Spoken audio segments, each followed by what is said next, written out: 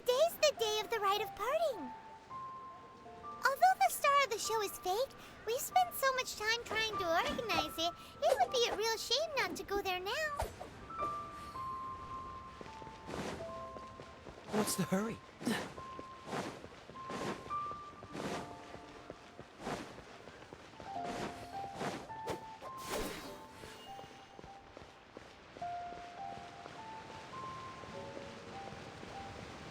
What's the hurry?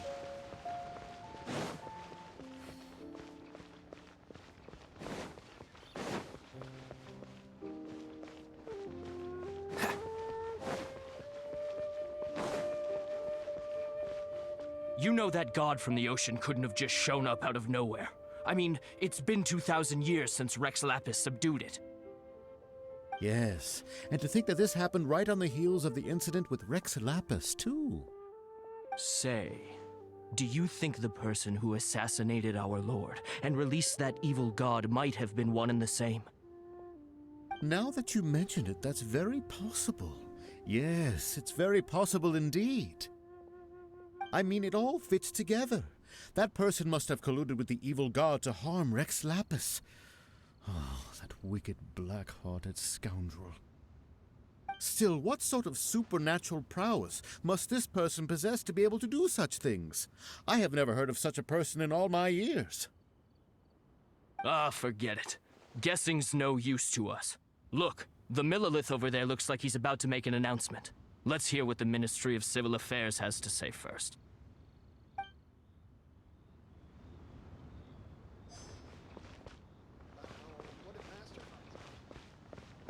Oh, well, since we're going through with this rite of parting, I guess it means that those rumors hit the nail on the head. So Rex Lapis is really... But they didn't catch the culprit, did they? Oh, come on. Do you think that the assassin could have been a normal person? You know what I think. I don't think any of the gossip on the streets you hear from those shady types is worth anything. There's only one real possibility in my mind. I've heard that the assassin was that Fatui fellow. Youngish, pretty high in rank. I think they called him Child. The Fatui? They certainly are very suspicious. Who knows what those greedy, crooked folks... Shh! Lower your voice. If the Fatui catch you in their sights, Rex Lapis won't be around to protect you this time.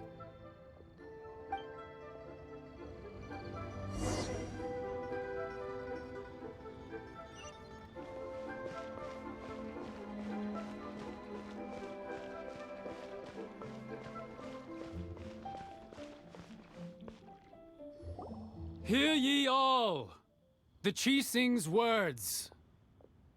Though a dragon soars ageless as the mountains, it too must return to dust. This is common. Gods and Adepti live glorious lives, but both light and shadow have their season. So too must they face divinely appointed trials. Rumors and hearsay abound on the streets that Rex Lapis was murdered. Now, let the truth be revealed. Having been thwarted in his trial, Rex Lapis's soul has recouped the celestial heights. He beseeches the people of Liyue to grieve not and to let not their hearts be saddened. Nor are they to believe street-born rumors or indulge in baseless speculation.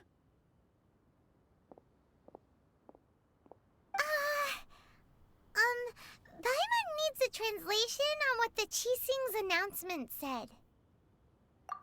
So that's how they're spinning it. Something feels off. Why would they suddenly give up looking for the murderer? Not to mention how this excuse sounds like something they just made up on the spot. Could the Chising already have known that Rex Lapis wasn't dead? But Zhongli said that neither they nor the Adepti knew anything. Did Zhongli tell them in secret after his gnosis changed hands?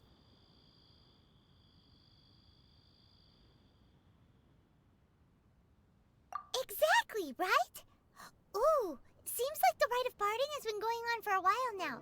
Let's go have a look.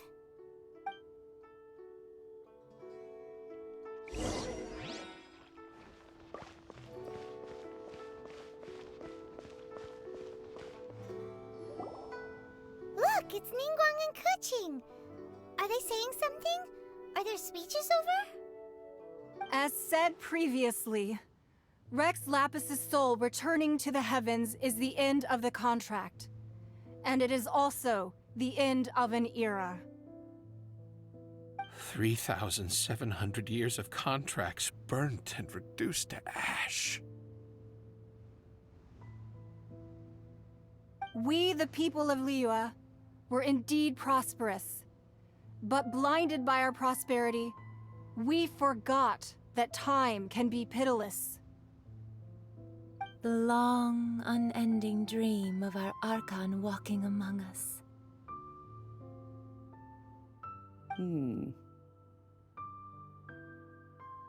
Now that we have awoken from our dream, we must learn to say farewell. Will you stand with us as we re-establish our contracts? As we build a new age of prosperity? So concludes the words of Her Eminence the Tianquan. Does Her Eminence the Yuheng have anything to add? Huh? Is she looking this way? Traveler.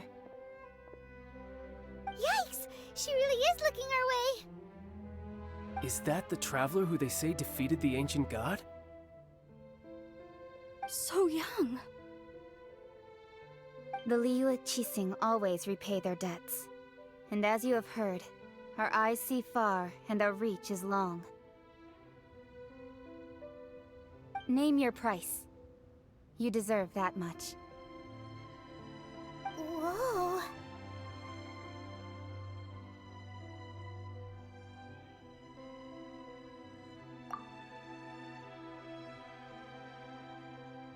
Well, could you help me put up some missing person posters?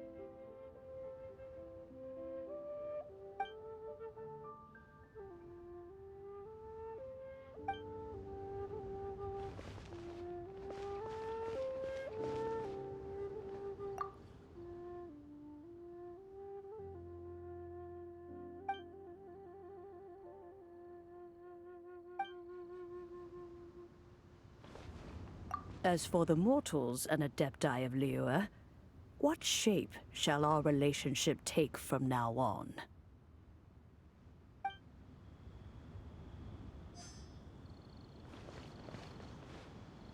The cleanup of the premises, managing the crowds as they exit, making an account of the rite. There's much that remains to be done. I didn't miss anything, did I?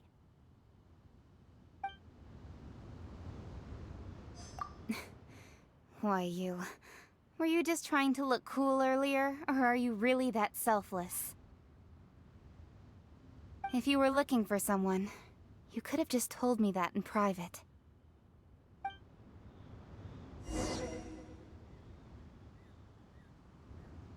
Roping you in was possibly the most masterful move we could have made. I believe that future generations will say so too when our deeds come up for their review.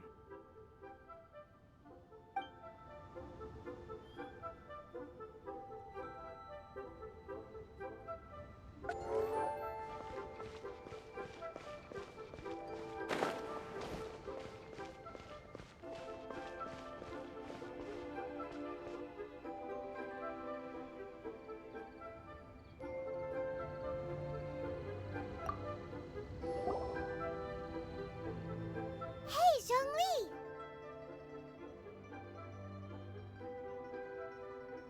Look at this. Everyone in Liyue is caught up in their emotions, thinking that they'll never see Rex Lapis again. And here you are looking all relaxed. Why would I not feel more at ease after laying down the burden I have borne for 3,700 years? Right. If the two of you can spare the time, I should treat you to a meal at the Xinyue kiosk.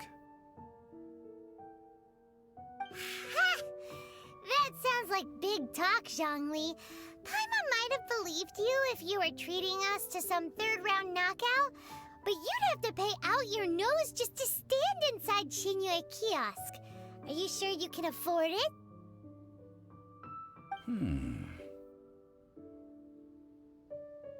You're right. I do like the Mora. As the Rex Lapis Morax, I can easily create Mora. But since I have chosen to walk this earth as the mortal Zhongli, I should abide by the same rules that mortals do.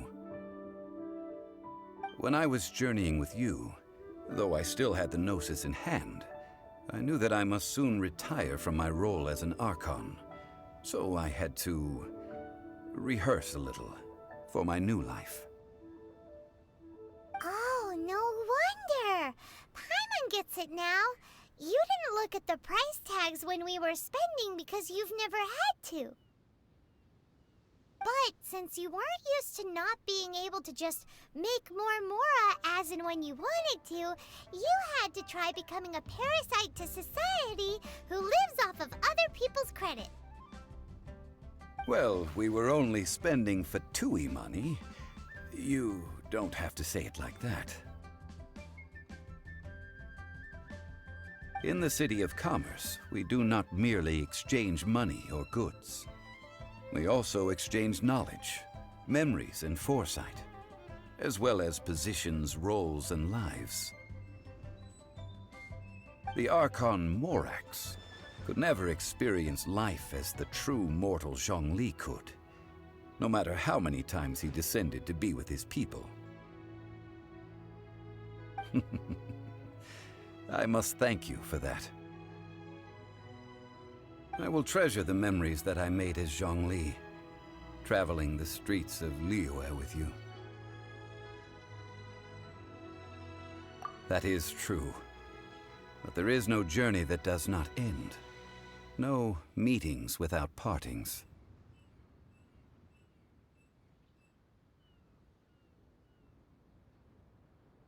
Paimon thinks that we should make a move and continue our search for the Seven.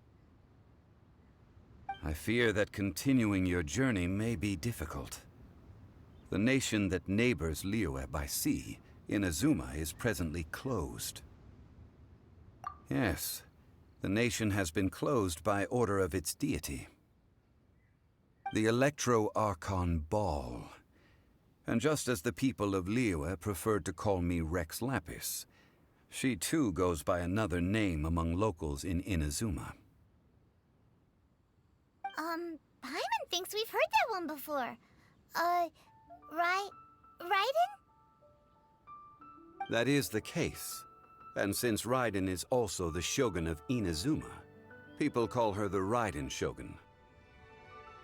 That said, though people at the wharf were saying that the situation in Inazuma is very tense, Paimon doesn't remember that always being the case.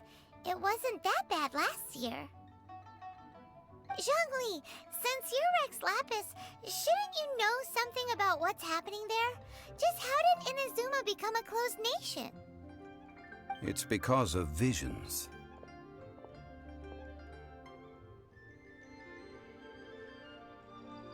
Visions? When faced with circumstances beyond their control, humans often bemoan their lack of power. But if a person shows true strength of will at a desperate and fateful moment in their life, the gods will look upon them with favor. This is what visions are. Magical foci bestowed upon those who have been acknowledged by the gods. Uh-huh. That's how people in Teyvat see it. But starting from last year, the Raiden Shogun began promulgating the Vision Hunt Decree. Vision Hunt Decree? Yes. It was an order to seize all visions within Inazuma's borders, and to inlay them upon the hands of the statue of the omnipresent god. They want to seize visions. But why? Aren't visions blessings from the gods? I should think that in the Raiden Shogun's eyes, it is precisely because they are divine blessings that they should be under the sole dominion of divinity. Whoa, that's harsh. The Animo Archon is the god of freedom, and the Geo Archon is the god of contracts. For her part, the Raiden Shogun is the god of eternity. It seems as though she has finally decided to eliminate any unstable elements that could pose a threat to her eternal realm. The fact that even I, the oldest of the seven, have now passed away, will only strengthen her resolve to pursue eternity. Knowing her, she must have again quoted that adage she is most fond of when proclaiming that decree to her people. 7 ideals for 7 gods, and of these, eternity is nearest unto the heavenly principles. All right then. Was there anything else you wish to know? Ah, that was a good one. Failing a divine trial. How they came up with that excuse, I will never know. That said, the reason why the Qixing were so eager to resolve the incident and stop pursuing the culprit was indeed because they received news in secret that Rex Lapis was not dead. I hinted as much to the Adepti as well. How did I accomplish that, you ask? Have you ever heard of this particularly convenient Adepti art known as gifting dreams and visions? All right then. Was there anything else you wish to know? Yeah, about that. Before the Qixing made their announcement, we listened to a lot of people talking on the way. Most of them put the blame for everything on Child. These are indeed false accusations. But it remains undeniably true that Child did send people to the Jade Chamber to prevent the Adepti and the Qixing from defeating the ancient god. I've heard that Ningguang is busy milking that for all it's worth on the foreign relations front at the moment, browbeating the envoys of the Fatui. Ha! Those poor Snezhnayan diplomats. If it were not for Child's exalted position as a harbinger, I'm certain that they would have shifted all the blame to him and called for his dismissal by now. All right then. Was there anything else you wish to know? The time of the Adepti has long passed. If even the Liyue Qixing don't want to face that truth, then what future is there for Liyue? Kuching is absolutely right in saying this. Now, though I did laud Ningguang's desire for power, believing this to be a good thing, and thought as a matter of course that she must have been behind the Qixing's plan to take governing power over Liyue from the hands of the gods and Adepti. Could the original person who brought up the idea of seizing power have been... All right then. Was there anything else you wish to know? That's right. Zhongli, now that you don't have your gnosis, what's going to happen to all the Mora in Teyvat? Since Morax is dead, are they all just gonna disappear? Also, isn't the Golden House the only mint in the entire continent? Will it even continue to work? The Mora present now will not vanish. But the Golden House will indeed have to cease operations for a lengthy period of time, since creating Mora requires the use of the Geo-Archon's power.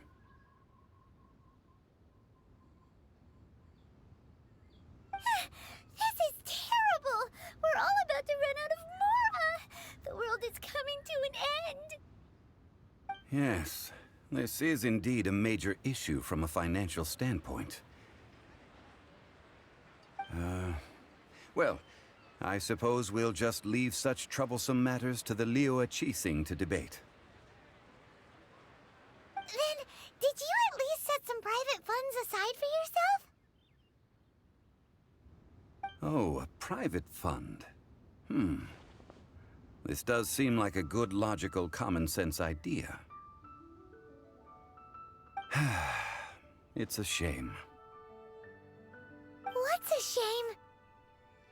It's a shame that I didn't think of it at the time. All right, then. Was there anything else you wish to know?